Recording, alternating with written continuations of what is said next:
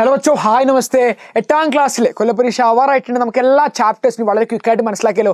So ഒന്നാമത്തെ രണ്ടാമത്തെ യൂണിറ്റാണ് ഞാനിന്ന് നിങ്ങളോട് പറയാൻ പോകുന്നത്. ഞാൻ ഓൾറെഡി നിങ്ങൾക്ക് ആപ്പിലൊക്കെ എടുത്ത ചാപ്റ്റർ ആയിട്ടാണ് ഞാനിന്ന് വന്നിട്ടുള്ളത്. ബാബ ഓർ ബാബ കിച്ചടി നമ്മുടെ രണ്ടാമത്തതും ഒന്നാമത് പേടുമാണ് നമ്മൾ നോക്കാൻ പോകുന്നത്. പേട് 2 കവിതകളാണ് അല്ലേ, ഞാൻ എടുത്തത് 2 കവിതകളാണ്. ഈ 2 കവിതകളെയും സൂപ്പറായിട്ട് നമുക്ക് എന്ത് ചെയ്യാൻ മനസ്സിലാക്കാം. സോ എന്താണ് ചെയ്യേണ്ടത് വെച്ച് കഴിഞ്ഞാൽ ഈ വീഡിയോ ഒന്ന് ലൈക്ക് അടിച്ചിട്ടുള്ള ക്വിക്ക് റിവിഷനാണ്.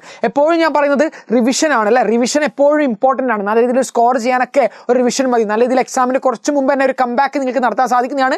ഇപ്പോൾ പഠിച്ചു കഴിഞ്ഞാൽ കൊല്ലപ്പരീക്ഷയ്ക്ക് നല്ലൊരു മാർക്ക് നിങ്ങൾക്ക് സ്കോർ ചെയ്ത് അടുത്ത 9ാം ക്ലാസ്സിലേക്ക് നല്ലൊരു ചൂട് വെപ്പം നിങ്ങൾക്ക് ഇത് വളരെ ഡെഫിനറ്റായിട്ട് നിങ്ങൾക്ക് സാധിക്കുന്നതാണ്. നല്ലൊരു ചൂട് വെപ്പ് 9ാം ക്ലാസ്സിലേക്ക് നിങ്ങൾ ആഗ്രഹിക്കുന്നുണ്ടെങ്കിൽ നല്ല രീതിയിൽ പഠിച്ചു തുടങ്ങാൻ നല്ലൊരു സമയം തന്നെയാണ്. എക്സാമിന് തൊട്ട് മുമ്പുള്ള ആ ഒരു പീക്ക് ആയിട്ടുള്ള 2-3 മാസം എന്ന് പറയുന്നത്. സോ ഇപ്പോൾ തുടങ്ങിയാൽ നല്ലൊരു മാർക്ക് നിങ്ങൾക്ക് സ്കോർ ചെയ്യാം. അതാണ് എനിക്ക് നിങ്ങളോട് ആദ്യം തന്നെ പറയാനുള്ളത്. സോ ഈ വീഡിയോ ഒന്ന് ഷെയർ ചെയ്യാൻ നിങ്ങളുടെ ഫ്രണ്ട്സിനൊക്കെ അയച്ചു കൊടുത്തോളൂ. സോ എല്ലാവരും നല്ല രീതിയിൽ പഠിച്ചോട്ടെ. ഇത് ചെയ്ത് കഴിഞ്ഞോ? റെഡി അല്ലേ? അപ്പോൾ ക്ലാസ്സിലേക്ക് കൊടുത്താലോ? റെഡി. സോ ഇത് നിങ്ങൾ ചെയ്തെന്ന് വിചാരിച്ചിരുന്നു. സോ നേരെ നമുക്ക് എന്ത് ചെയ്യാം, നമ്മുടെ പാഠഭാഗത്തിലേക്ക് പോകാം. ഞാൻ ഓൾറെഡി എടുത്ത ചാപ്റ്റേഴ്സ് ആണ് നമ്മുടെ ഒന്നാമത്തെ യൂണിറ്റിലെ ഒന്നാമത്തെ ചാപ്റ്റർ, രണ്ടാമത്തെ യൂണിറ്റിലെ രണ്ടാമത്തെ ചാപ്റ്ററും. സോ 2 കവിതകളാണ്.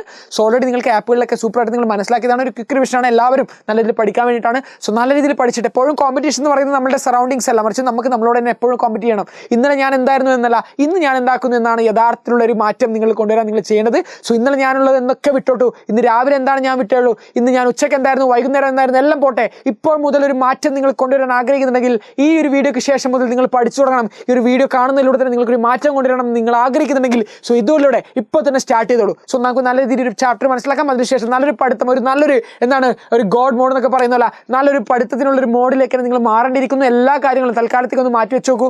എക്സാംസ് ഒക്കെ കഴിയട്ടെ, അതിനുശേഷവും നിങ്ങൾക്ക് എന്താണ് എൻജോയ് ചെയ്യാൻ സമയമുണ്ട്. സോ ഇപ്പോൾ ഒരു പഠിക്കണം എന്നൊരു ദൃഢനിശ്ചയം മുന്നിൽ വെച്ചുകൊണ്ട് തന്നെ ഇപ്പോൾ മുതൽ സ്റ്റാർട്ട് ചെയ്യാം. നേരെ നമുക്ക് ഒന്നാമത്തെ യൂണിറ്റിലെ ഒന്നാമത്തെ ചാപ്റ്ററിലേക്ക് തന്നെ കിടക്കാം. സോ ഈ പാഠഭാഗത്തിൽ ഞാൻ പറയുന്നത് ഏതാണ്? പേടാണ്. പേടുത്തും ദർജി എന്ന് പറഞ്ഞ സുശീൽ ശുക്ലജിയുടെ രചനയാണ്. അദ്ദേഹം പറയാണ് നേച്ചേഴ്സ് ക്രിയേറ്റിവിറ്റിയാണ്, പ്രകൃതിയുടെ ആ ഒരു ക്രിയേറ്റിവിറ്റിയെ കുറിച്ചാണ്.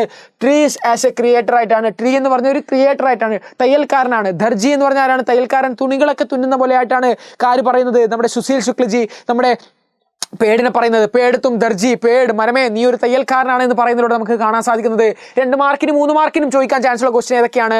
കവിനെ പേടുക്കോ പേടിനെ ഗർ ദർജി ക്യൂ കഹാ ഹേ. പേടിനെ മരമായിട്ട്, പേടിനെ എന്താണ് മരമല്ലായിട്ട് മറിച്ചതാണ് ദർജി ആയിട്ടാണ്. ഓക്കെ, പേടിനെ മരമായിട്ടല്ലാണ്ട് മറിച്ച് തയ്യൽക്കാരനായിട്ട് എന്തിനാണ് കണ്ടത് എന്ന് ചോദിച്ചു കഴിഞ്ഞാൽ നിങ്ങൾക്ക് ഏതാ സാധിക്കണം?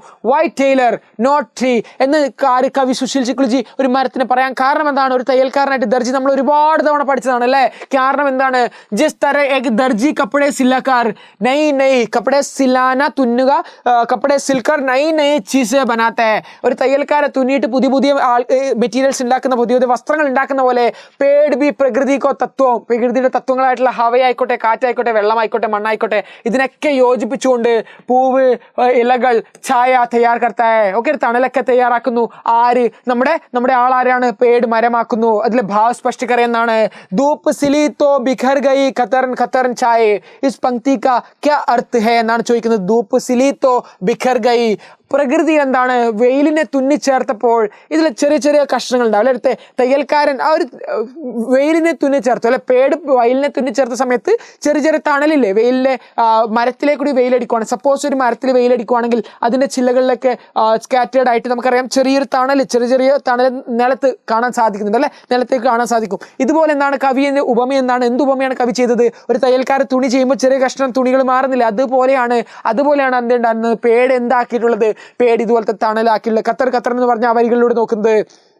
ഓക്കെ, को जोड़कर फूल पत्तियों और ഛായ തയ്യാർ करते എന്നൊരു കാര്യം കൂടെ പറയുന്നുണ്ട്. ഓക്കെ, പ്രകൃതി എന്ത് ചെയ്തിട്ടുണ്ടായിരുന്നു? എല്ലാത്തിനും തുന്നിച്ചേർത്തത് കഴിഞ്ഞു. രണ്ടാമത്തെ സെഷനാണ് ധൂപ് സിലിത്തോ ബിക്കർ ഗയി ഖത്തർ ഛായ എന്ന് പറയുന്നതിലൂടെ इसका अर्थ है कि जब सूरज की रोशनी, സൂര്യന്റെ വെളിച്ചം पेड़ के तत्वों से छनकर नीचे आती है तो वह कटी फटी परछाई ചെറിയ തണലുകൾ जैसी लगती है.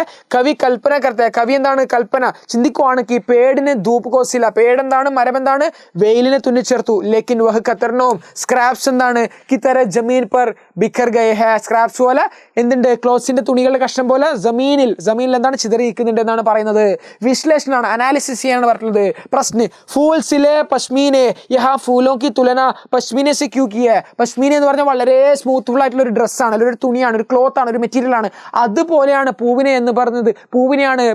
അതുപോലെയാണ് പൂവിനെ. ഒരു ടൈലർ നല്ലൊരു പശ്മീനി ഡ്രസ്സ്, നല്ല സുന്ദരമായിട്ടുള്ള ഡ്രസ്സ് തയ്യൽ തുന്നി ചേർക്കുന്ന പോലെയാണ് പ്രകൃതിയിൽ പേട് പൂവിനെ ഉണ്ടാക്കി എന്ന് പറയുന്നതിലൂടെ എന്താണ്? ഓക്കെ, ഫൂൽ സിലെ പശ്മീന എന്ന് പറഞ്ഞതിലൂടെ എന്താണ് അർത്ഥം?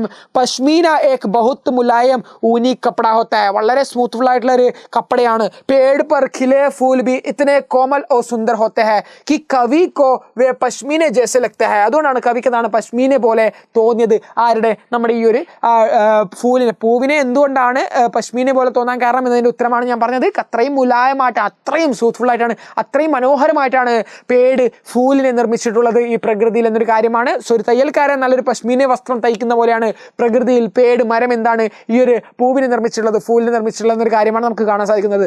അടുത്ത ചോദ്യമാണ്, 5 മാർക്കുള്ള ക്വസ്റ്റ്യൻ ആണ് ഡിസ്കസ് ചെയ്യുന്നത്.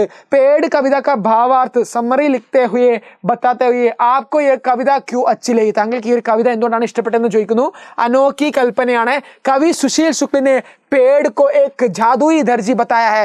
പേട് എന്താണ്? കവി സുശീൽ ശുക്ൽ എന്നാണ് മരത്തിനെ ഒരു ജാദുയി, ഒരു മാന്ത്രിക തയ്യൽക്കാരനായിട്ട് പറഞ്ഞിട്ടുള്ളത്. യെസ്, ക്വസ്റ്റ്യൻ അങ്ങനെയല്ല, മറിച്ച് ക്വസ്റ്റ്യൻ ഇത്രയേ ഉള്ളൂ. സമ്മറി എഴുതാനാണ് പറഞ്ഞത്. സോ ബത്തായ ക്യൂ എന്നാണ്, എന്തുകൊണ്ടാണ് ചോദിച്ചല്ല, മറിച്ച് ബത്തായ. കവി എന്ത് ചെയ്തിട്ടുണ്ടായിരുന്നു? അനോഖി കൽപ്പനയാണ് അല്ലെ, ഒരു തയ്യൽക്കാരനെ പോലെയാണ് മരത്തിനെ സൂചിപ്പിച്ചത്. ആശയം ആസ്വാദന ടിപ്പണി എഴുതുമ്പോൾ ഒന്നാമത്തെ പോയിന്റ്. രണ്ടാമത്തെ മേര മൈൻഡ് കിതർ അബ്സ്കോണ്ട് ഗയാ മേ തോ അഗലെ സവാൽ, അടുത്ത ക്വസ്റ്റ്യൻ എന്താണ് എന്ന രീതിയിൽ ഇങ്ങനെയാണ് ചിന്തിക്കുവാണ്. ആ സമയത്താണ് ജസ്റ്റ് ഒരു ട്വിസ്റ്റായി. ക്വസ്റ്റ്യൻ ഇങ്ങനെയാണ്, പേട് കവിത കാ ഭാവാർത്ത് അപ്രിസിയേഷൻ ആണ്. അപ്പോൾ തുടക്കം എഴുതണം അനോഖി കൽപ്പനയാണ്. എന്താണ് അനോഖി കൽപ്പന? കവിതയുടെ ആസ്വാദന ടിപ്പണി എഴുതുമ്പോൾ ഹെഡിങ് ഇമ്പോർട്ടൻ്റ് ആണ്. എന്തെങ്കിലും ഒരു ഹെഡിങ് കൊടുത്തിട്ട് മാഷ്ത്രം തുടങ്ങിയാൽ മതി. പേടിനെ ക്യാക്കിയ രംഗ് और स्वादाണ്, രംഗും കളറും അതുപോലെ തന്നെ ടേസ്റ്റിനെ കുറിച്ചാണ്. ഉസ്നെ മിട്ടി കോ സിൽക്കർ രംഗ് ബനായ ഹൈ, മണ്ണിനെ തുന്നിച്ചേർത്തുന്നതാണ് കളർ ബനായി ഉണ്ടാക്കി. और आम में मिठास सिली, ആമിൽ മാങ്ങയിൽ എന്താണ് മധുരം ചേർത്തു. പേടിനെ ഫൂലോं को मुलायम पश्मीनी जैसे बताया है, यस बनाया है. സുന്ദരതയാണ്, ബ്യൂട്ടിഫുള്ളിനെയാണ്, ബ്യൂട്ടിനെസ്സിനാണ് പറയുന്നത്. ഷോർട്ട് നിഷ്കർഷിൽ പറയുകയാണെങ്കിൽ യഹി കവിത ഹമേ പേടോं को एक नए नजरिए से देखने की प्रेरणा देती है. മരങ്ങൾ ഒരു പുതിയൊരു ദൃഷ്ടികോണിൽ നോക്കാനുള്ള ഒരു പ്രേരണയാണ് തരുന്നത്. പേട് സിർഫ് ലക്കടി നെയ്യ്, മരം എന്ന് പറഞ്ഞ ഒരു കൊള്ളി മാത്രമല്ല, ബൽക്കി ഏക് കലാകാർ ഹെ, ഒരു കലാകാരനാണ് എന്നൊരു കാര്യം കൂടെ നമുക്കിവിടെ കാണാൻ സാധിക്കുന്നുണ്ട്. പേട് കാ മത്ലബ് പേട് ഒരു കലാകാരനാണ്, പ്രകൃതിയിൽ ഒരു കലാകാരനാണ് ഈ പേട് എന്ന് പറഞ്ഞ രീതിയിൽ. ആസ്വാദന ടിപ്പണി ഞാൻ ഓൾറെഡി ഇതിൻ്റെ ചെയ്തിട്ടുണ്ട്.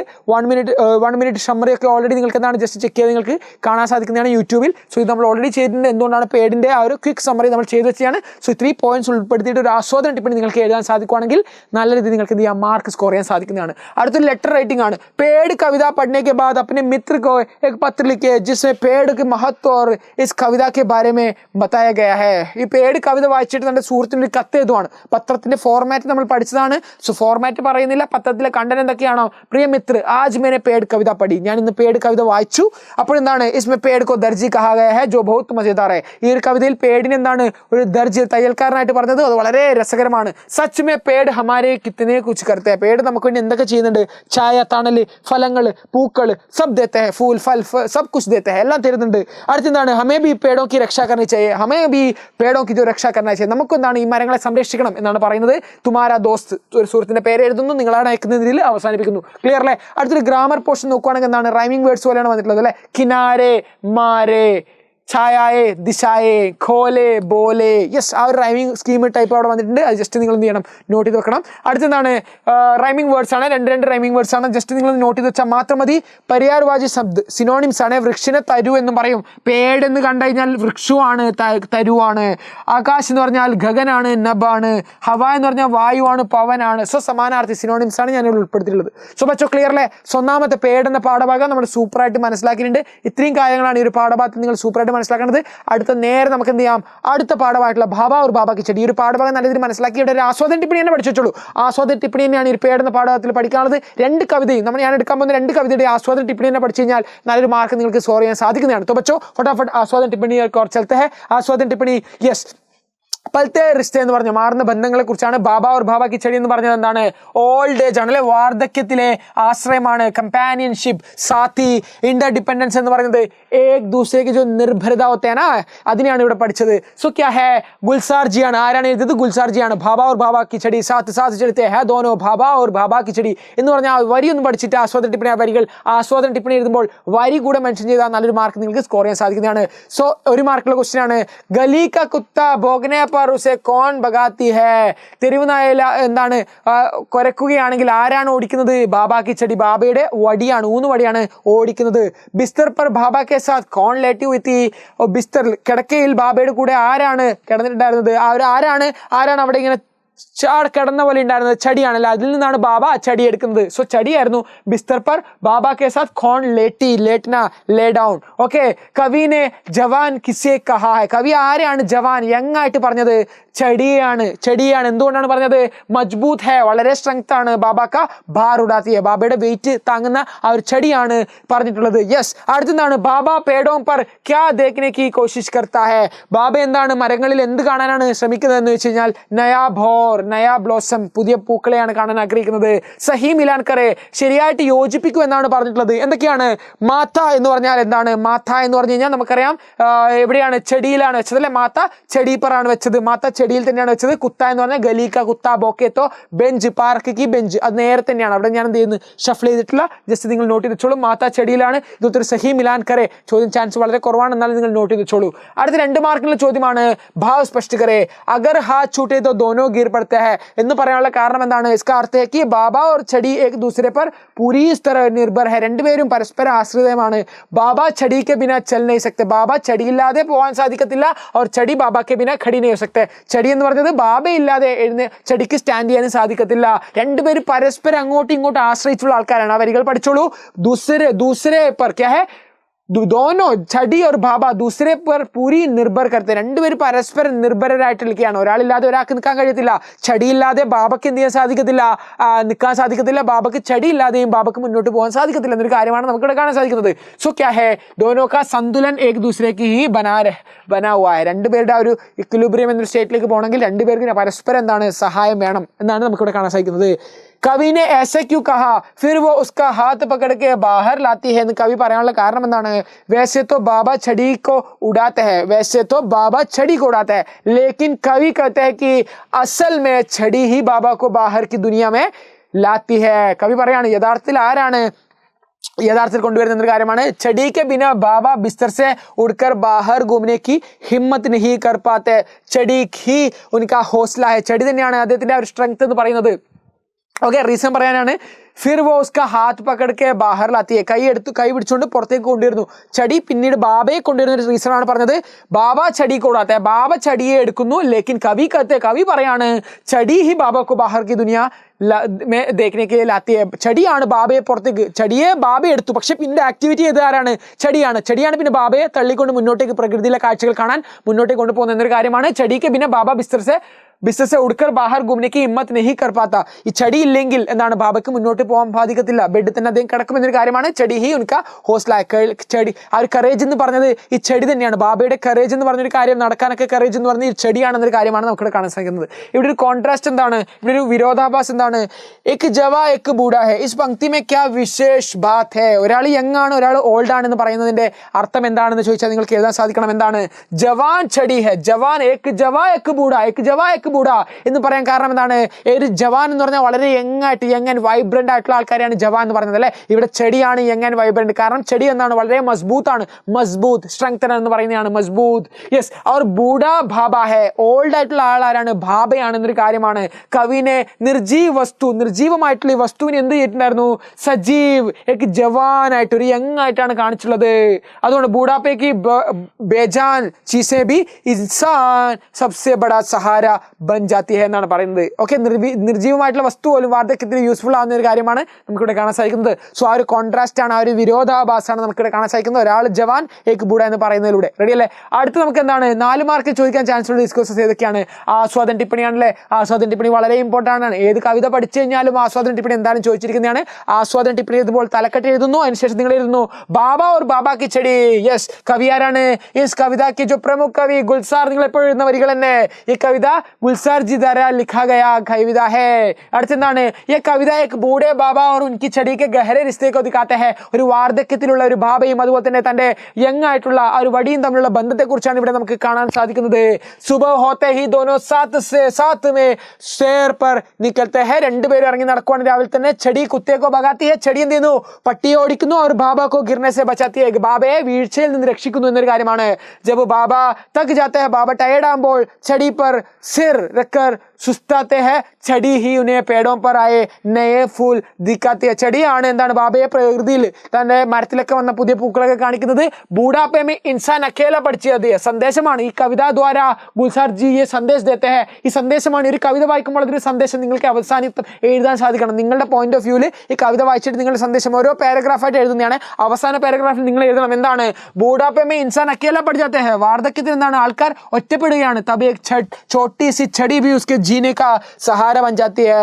दोनों एक दूसरे के बिना अधूरे हैं. ഒരു ചെറിയ വടി പോലും എന്താണ് നമുക്ക് ജീവിതത്തിൽ എന്താണ് ഒരു സഹാരിയായിട്ട്, ഒരു ഡിപ്പെൻഡന്റ് ആയിട്ട് അവസാനം നമ്മുടെ വാർദ്ധക്യത്തിൽ വരും. സോ ഇവിടെ എന്താണ് एक दूसरे के बिना अधूरे है. രണ്ടുപേരും പരസ്പരം അങ്ങോട്ടും ഇങ്ങോട്ടും ഇല്ലാതെ എന്താണ് അത് രണ്ടുപേരും ഇല്ലാതെ ജീവിക്കാൻ കഴിയത്തില്ല എന്നൊരു കാര്യമാണ് നമുക്കിവിടെ കാണാൻ സാധിക്കുന്നത്. അല്ലെങ്കിൽ മുന്നോട്ട് പോകാൻ സാധിക്കത്തില്ല എന്നൊരു പോയിന്റാണ് നമുക്കിവിടെ കിട്ടുന്നത്. റെഡി അല്ലേ? ഒരു ലഘുകഥ, ഒരു ഷോർട്ട് സ്റ്റോറി എഴുതാനാണ്. മാൻ ലീജിയെ ആ ബാബാ ഹെ. നിങ്ങൾ ബാബയാണ്. अपनी छड़ी के बारे में बताते हुए एक छोटा सा लेख लिखे. തന്റെ ചെടിയെ കുറിച്ച് എഴുതിക്കൊണ്ട് छोटा सा ചെറിയൊരു ലേഖനം എഴുതാനാണ് പറഞ്ഞിട്ടുള്ളത്. ഉത്തരമാണ് മേരി छड़ी सिर्फ लकड़ी या टुकड़ा नहीं है. ഇത് ചെറിയ വടിയുടെ കഷ്ണമല്ല, മറിച്ച് എന്താണ് മേരി സബ്സെ അച്ചി ദോസ്ത്, എന്റെ യഥാർത്ഥത്തിൽ ഒരു സുഹൃത്തു കൂടിയാണ്. जब मेरे घुटने जवाब दे देते हैं तो यह मेरा भार उड़ाती है. എന്റെ ഭാരം എടുക്കുന്നു. जब रास्ते में भूलने लगता हूँ तो यह मुझे सही राह दिखाती है. എനിക്ക് യഥാർത്ഥ വഴി കാണിച്ചിരുന്നു. मेरे बच्चे दूर है लेकिन ये छड़ी हर पल मेरे साथ रहती है. എല്ലാ സമയത്തും ഈ വടി എന്റെ കൂടെ നിൽക്കുന്നു. इसके बिना मैं एक कदम भी नहीं चल सकता. ഇതിനെക്കുല്ലാതെ എനിക്ക് ഒരു സ്റ്റെപ്പ് പോലും മുന്നോട്ട് പോകാൻ സാധിക്കത്തില്ല എന്നൊരു കാര്യമാണ് നമുക്കിവിടെ കാണാൻ സാധിക്കുന്നത്. കൺസെപ്റ്റ് റെഡി അല്ലേ? ക്ലിയർ അല്ലേ? സൂപ്പർ അല്ലേ? റെഡി. സോ അടുത്ത നിങ്ങൾ നോക്കേണ്ടതാണ് ഗ്രാമർ പോർഷനാണ് ഈ ഒരു പാഠഭാഗത്തിൽ. ഓൾറെഡി ഞാൻ പറഞ്ഞു ബാബ और बाबा की छड़ी എന്ന് പറഞ്ഞൊരു പാഠഭാഗം എന്ന് പറഞ്ഞാൽ വാർദ്ധക്യത്തിൽ ഒരു ആശ്രയത്തെ കുറിച്ചാണ് നമ്മൾ പഠിക്കുന്നത് അല്ലേ? വാർദ്ധക്യത്തിൽ നമുക്ക് എപ്പോഴും ഒരു ആശ്രയത്തിന്റെ ആവശ്യമുണ്ട്. ആ ഒരു ആശ്രയമാണ് നമ്മുടെ ഈ ഒരു പാഠഭാഗത്തിന്റെ ആശയം. ഇത്ര മാത്രമാണ്. ഒരു ചെടിയായിട്ട് നമ്മളെ പോലത്തെ യങ് ആയിട്ടുള്ള ആൾക്കാരാണ് നമ്മൾ. നമ്മുടെ പാരൻസിനെ, നമ്മുടെ ഗുരുക്കന്മാരെ, അല്ലെങ്കിൽ നമ്മൾ പാരൻസിനെയാണ്, എക്സ്പെഷ്യലി പാരൻസ് ആണ്. പാരൻസിനെ ടേക്ക് കെയർ ചെയ്യണം. നമ്മുടെ സൊസൈറ്റിയിലുള്ള ഓൾഡ് ആയിട്ടുള്ള വയസ്സായ ആൾക്കാരെ നമ്മൾ എങ്ങനെ ടേക്ക് കെയർ ചെയ്യണം എന്നൊരു കാര്യമാണ്. നമ്മൾ യങ് ആയിട്ട് നിൽക്കുമ്പോൾ നമ്മുടെ പാരൻസിനെയൊക്കെ, നമ്മുടെ ഗ്രാൻഡ് പാരൻസിനൊക്കെ നമ്മൾ ടേക്ക് കെയർ ചെയ്യണം എന്നൊരു കാര്യമാണ് ഈ ഒരു പാഠഭാഗത്തിൽ പഠിക്കുന്നത്. ഓരോ പാഠഭാഗങ്ങളും നമുക്ക് എന്താണ് സമൂഹത്തിലൊക്കെ ഇംപ്ലിമെന്റ് ചെയ്യാനുള്ള കാര്യങ്ങളൊക്കെ തന്നെയാണ്. സോ ഈ ഒരു പാഠഭാഗത്തിലൂടെ ആ ചെടിയായിട്ട് യങ് ആയിട്ടുള്ള ജവാൻ എന്ന് പറയുന്നത് ഓരോരുത്തരാണ്. ഈ ഒരു വീഡിയോ കാണുന്ന ഓരോരുത്തരും തന്നെയാണ് ആ യങ് എന്ന് പറയുന്നത്. സോ നിങ്ങൾ എപ്പോഴും നിങ്ങളുടെ പാരൻസിന്, ഗ്രാൻഡ് പാരൻസിനെ ഒക്കെ ടേക്ക് കെയർ ചെയ്യണം എന്നൊരു കാര്യം കൂടിയാണ് ഈ ഒരു പാഠഭാഗത്തിൽ പഠിച്ചത്. ക്ലിയർ അല്ലേ? റെഡി. സോ ഈ ഒരു പാഠഭാഗത്ത് എന്താണ് ഇതൊക്കെ ആശയം, ഈ ഒരു ആശയമൊക്കെ നിങ്ങൾക്ക് എന്ത് ചെയ്യാം? ആസ്വാദന ടിപ്പണിയിൽ ഉൾപ്പെടുത്താം, മാർക്ക് നേടാം. ഓക്കെ, പ്രൊനൗൺ ഏതാണ്? സർവനാമാണ്. പ്രൊനൗൺ എന്ന് പറഞ്ഞാൽ സർവനാമാണ്. एक सेंटेंस ഒരു സെന്റൻസ് എടുക്കുകയാണെങ്കിൽ അവിടെ സജ്ഞ അല്ലെങ്കിൽ സർവനാമം ഉണ്ടാവും. സോ സർവനാമം എന്ന് പറഞ്ഞാൽ പ്രൊനൗൺ ആണ്, സജ്ഞ എന്ന് പറഞ്ഞാൽ നൗൺ ആണ്. ഓക്കെ, സജ്ഞ യെസ് പിന്നെ സബ്ജക്റ്റ് ആണ്. സബ്ജക്റ്റ് ഒരു സെന്റൻസിന്റെ സ്ട്രക്ചർ നമ്മൾ ഓൾറെഡി പഠിച്ചതാണ്. ഹിന്ദിയിലെ ഒരു സെന്റൻസിന്റെ സ്ട്രക്ചറാണ് SOV എന്ന് പറയുന്നത്. ഇംഗ്ലീഷിനാണെങ്കിൽ S+V+O ആണ്. മറിച്ച് ഹിന്ദിയിൽ എന്താണ്?